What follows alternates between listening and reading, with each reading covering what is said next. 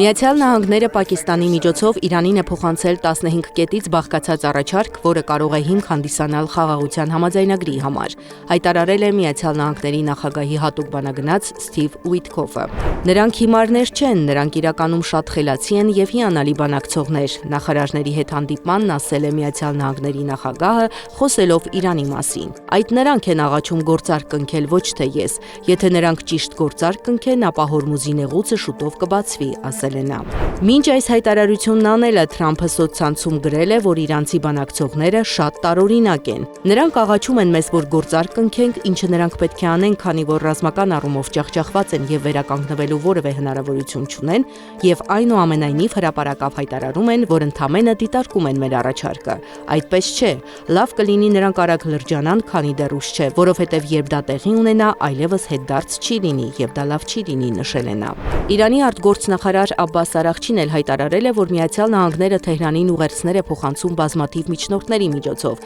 սակայն նրա խոսքով նման տեղեկատվական փոխանակումները դեռ բանակցություններ չեն։ Իսրայելը կգտնի ու կոչնչացնի ձեզ բոլորիդ, հայտարարել է երկրի պաշտպանության նախարար Իսրայել Կացը, դիմելով Իրանի Իսլամական հեղափոխության պահապանների կորպուսի անդամներին։ Կացը նշել է, որ իսրայելական բանակը սպանել է իրանական կորպուսի նավատորմի հրամանատար Ալի Ռեզա Թանգսիրիին, որն անմիջականորեն պատասխանատու էր Հորմուզի նեղուցի ականապատման եւ փակման համար։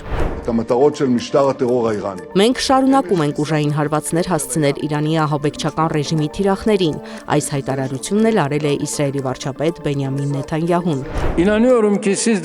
Չնայած սա Իսրայելի պատերազմն է, նախ եւ առաջ մուսուլմանները, ապա ամբողջ մարդկությունն են վճարում դրա ծանր գինը, հայտարարել է Թուրքիայի նախագահը։ Նեթանյահուի կառավարությունը ոչ միայն թիրախավորում է Իրանը, այլև քայլ առ քայլ իրականացնում է Լիբանանն օկուպացնելու իր ծրագրերը, ասել է Էրդողանը։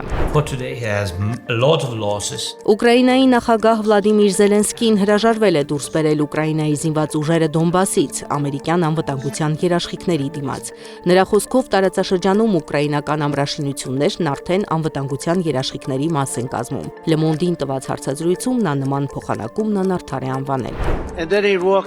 Թրամփը կրկին ծաղրել է իր նախորդին Ջո Բայդենին։ Կուսակիցների հետ հանդիպման ժամանակ Միացյալ Նահանգների նախագահը հիշել է, թե ինչպես էր Բայդենը հաճախ դժվարանում կողմնորոշվել, որ ուղղությամբ գնալ։